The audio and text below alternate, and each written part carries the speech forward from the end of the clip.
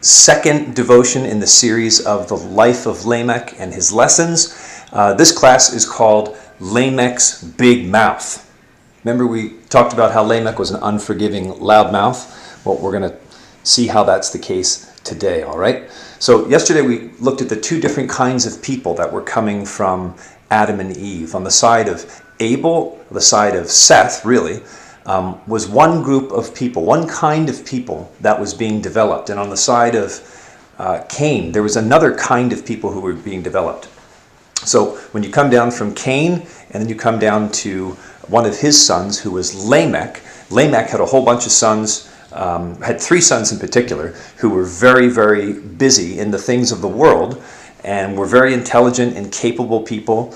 And they were introducing things into the world that the world would begin to use, not to glorify God, but to bring violence into the world and to only glorify man, so that man was doing what was right in their own eyes and not what was right in the eyes of God. But on the side of Seth, that's where people were mainly trying to follow God and do things his way. That was the family that was being developed. So this class is about Lamech's big mouth, and it's interesting because when you think about all the different things that the Bible could have put in about Lamech, there's only one verse that tells us what he said exactly. And it's really interesting, and it's in Genesis chapter 4, okay? So Genesis chapter 4 talks about Lamech. Lamech, it says in verse 19, had two wives. The name of the one was Ada, and the name of the other was Zillah. And from Ada and Zillah came a number of family members. In particular, we talked last week about Jabal, Jubal, Tubal-Cain, and also Naamah. Remember, Jabal was the one who was the rancher, and he had the tents, and Jubal was the one with the music. Tubal-Cain, remember, why would you name your son with the word Cain in it? And it was because Lamech was going to be not just like Cain, but he saw himself as being even more important than Cain. And he also had a daughter named Zillah. So when we keep moving down, it says in verse 23, now we get those actual words of Lamech. In verse 23, it says that Lamech said to his wives, Ada and Zillah. Lamech said to his wives. That tells you a little bit about Lamech. He didn't join and cleave to one wife. He had two wives, which was not what it was that God intended, as Jesus, as Jesus tells us in the New Testament. But in verse 23 of Genesis chapter 4, Lamech says to his wives, Ada and Zillah, hear my voice, ye wives of Lamech. And actually the way this verse should be read is like this. Lamech said to his wives, Ada and Zillah, hear my voice. You wives of Lamech, hearken unto my speech. For I have slain a man for wounding me, and a young man for hurting me. So Lamech is pretty much, that's poetry in Hebrew. This is actually called the Song of Lamech, when we look very closely at the text. So Lamech is saying this kind of song, this kind of poem, saying to his wives, somebody who wounds me or hurts me, I kill them. That's the kind of person that Lamech was. Do you think that reminds you about anybody who was in Lamech's family before him? Well, of course, that's in the line of Cain. Cain was somebody who killed his brother. And so Lamech here, in that same family of Cain, is learning to be just like Cain. And as a matter of fact, he's learning to be worse than Cain was. So he was certainly a loudmouth, this guy Lamech. And we're also going to find out how it was that he was forgiving. He was unforgiving, He was unforgiving, he was violent, and he spoke things against God and against his people. So just to show that, I'm going to read a couple of verses for you. And in particular, I think what we'll do is look at verse Hebrews chapter, we're not going to go to Hebrews chapter 11, we're going to go to Jude 14. So if you have a look at Jude 14, And you don't have to turn it up because I'm going to read it for you right now. It's really interesting. And this is one of the most amazing things about the Bible. Don't ever forget that we need to have the Old Testament and the New Testament together. We need to understand both the Old Testament and the New Testament.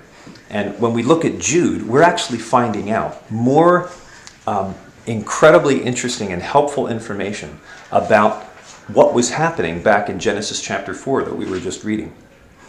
So Jude 14, we're going to look at verse 14, 15, 14 and 15. So Jude, who's writing way after, a long time after Lamech even lived, but he's talking about the people who lived in Lamech's time. And he says the people that lived in Lamech's time were just like some of the people that were alive in Jude's time. Listen to this. It says, Enoch also, the seventh from Adam. Remember when we looked at the chart the other day? Enoch was the seventh from Adam.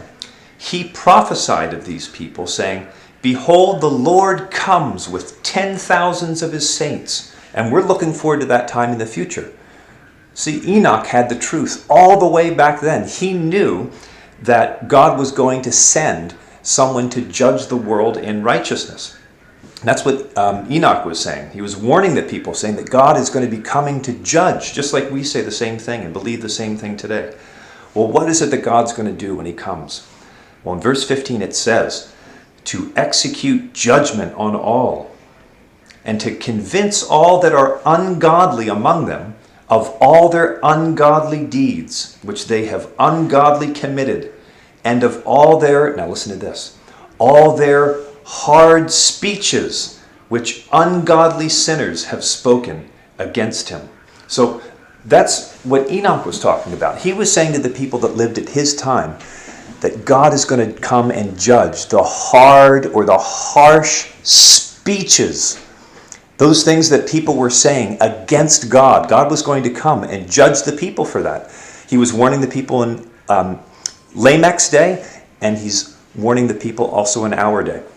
It doesn't mention Lamech by name in Jude, but we know that Enoch was prophesying. He was the seventh from Adam.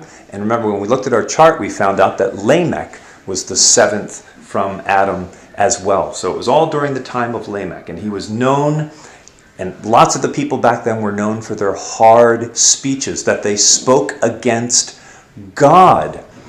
They were speaking against God. And we live in a world today where it's the same. We live in a world today where people are speaking against God, saying terrible things about God, and even denying that God even exists. So the times that we're living in today are much like the times back in the days of Lamech. Now, so he was definitely, all those hard speeches that he said to his wives, and that other people were saying, these were the hard speeches. These were the loud mouths of the day. Now, when we look back at Genesis 4, I want you to come and just listen to another verse in Genesis chapter 4. There's one last little verse that we didn't read, that we have to read. And look what it says. It says, if Cain, these are the words of Lamech, if Cain shall be avenged sevenfold, truly Lamech 70 and sevenfold. So remember what happened with Cain. Cain said when he was banished, he said to God, well, everybody who will find me, they're going to kill me. And God says, I'll put a mark on you so that people know that if they kill you, they will receive judgment from me, God said, 7 times worse than what you've been given. And so Lamech knew that story. Everybody would have known that story, that fact that happened to Cain. And what Lamech is saying is that if Cain is going to be avenged 7 times by God, Lamech says, I'm going to avenge myself 70 times 7. So he was kind of making him say, like, I'm even more powerful than God. And it also shows that Lamech was not the kind of person to forgive people who did something to hurt him, or did something wrong to him, or something that he thought was wrong to him. He said, I have killed somebody for wounding me. I've slain someone for hurting me. And that's not how we're supposed to act. If somebody does something to us, are we supposed to do worse to them than they've done to us? No.